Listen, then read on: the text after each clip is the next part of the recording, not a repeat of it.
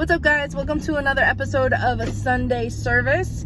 As you can see, I'm driving because this video is late again, and I have to get this out to you guys. So I'm desperately trying to get back on track. And I know that by the time I get home and pick up the baby and get started with my evening routine, that it will just pass and I won't have another video. So anyway, I'm just getting off work, and I'm not quite sure how this phone is gonna hold on my dash. It may crash and burn, and then that's gonna be the end of the video.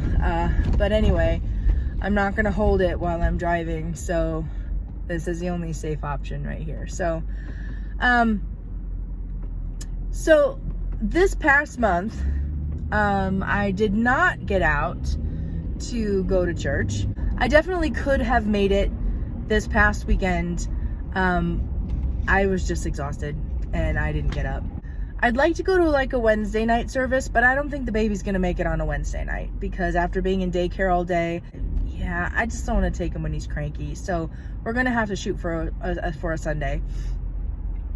But anyway, for this video, I wanted to share a little piece of my heart from about 20 years ago. I started writing a book, and well, what should have been a book. So here's how it went down. So I first started going to church when I was 18. So I was about 23-ish. About that time, I was kind of getting into really my walk with God, and starting to identify his voice more.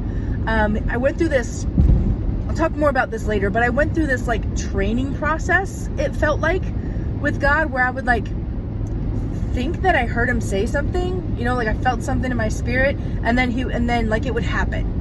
And so he did this repeatedly with me, and it was learning to, I think, just build this trust and learning to hear his voice and knowing to trust when it is him that I'm hearing, is what I'm trying to say. So also really trying to just, trying to get to know God, you know what I mean?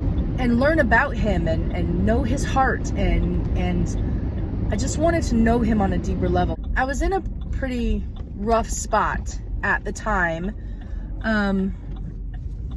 My son and I were living in a homeless shelter, and busing it to church. So my son, every time we would get off the bus at the shelter and we'd go inside and cross the parking lot over to our unit, he always wanted to show off his running. And so he'd be like, "Mom, look, watch me run." And so he'd take off running across the parking lot. So he'd turn around and look at me as he was running. And so I would tell him, watch where you're going, watch where you're going. But there was one specific day where he did it and he was running across the parking lot, and I told him, "Watch where you're going or you're going to fall." And it was so simple. Like, it was such a simple statement, right?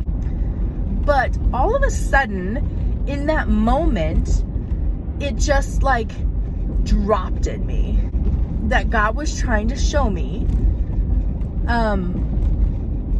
very specific things through my child, through parenthood. And I just had this knowing that he was going to speak to me a lot through parenthood if I just paid attention.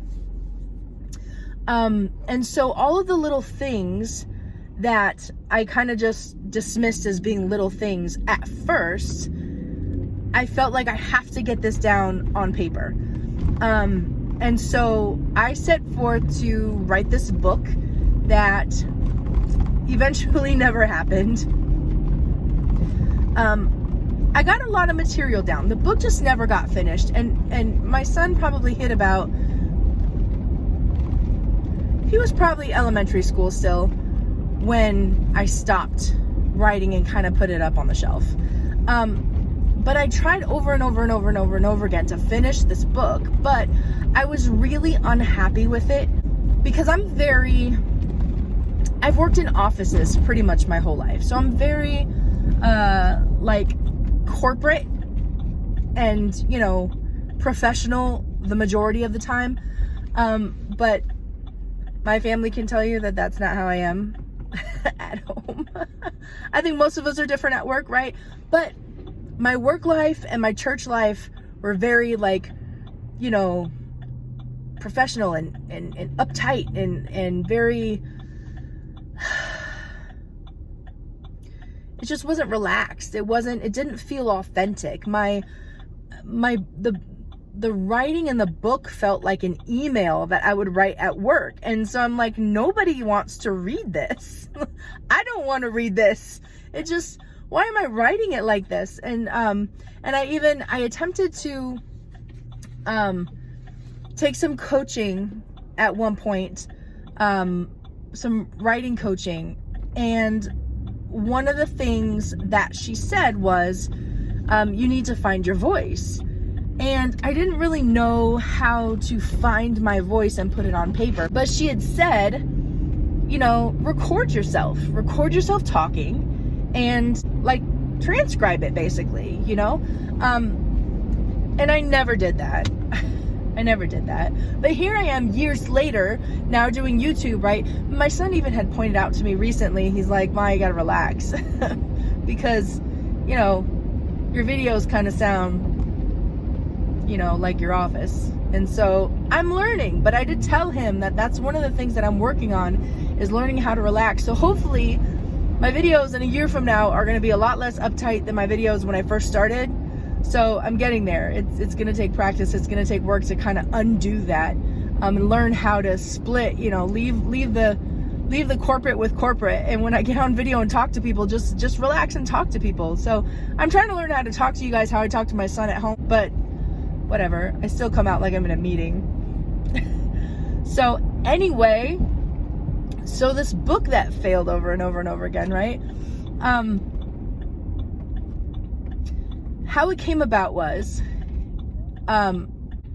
when I told him, watch where you're going or you're going to fall,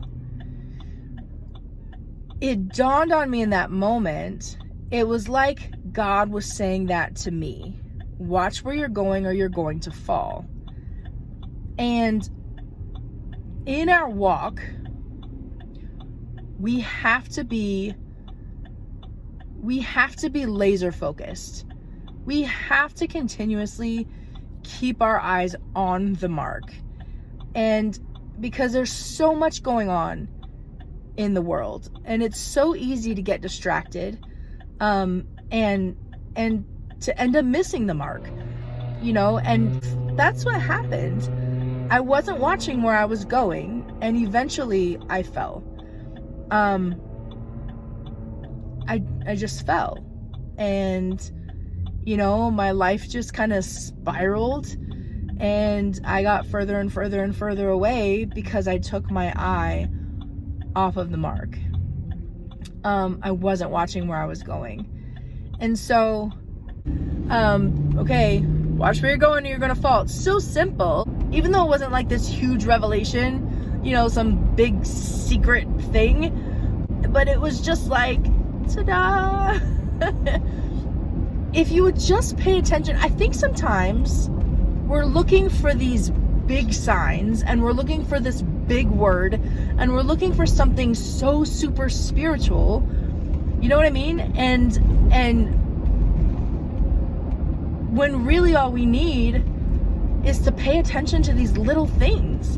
And if you're a parent, you may or may not have already noticed all of the comparisons of, you know, parenthood, parent to child, and God to us, because we are children of God, right? He is our Father.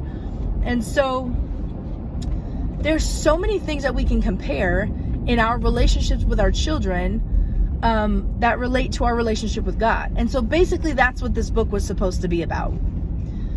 So the book got put on the shelf, and then all of a sudden I I have this new baby out of the blue, right? And then one day I felt like, you know what? I'm supposed to take this off the shelf.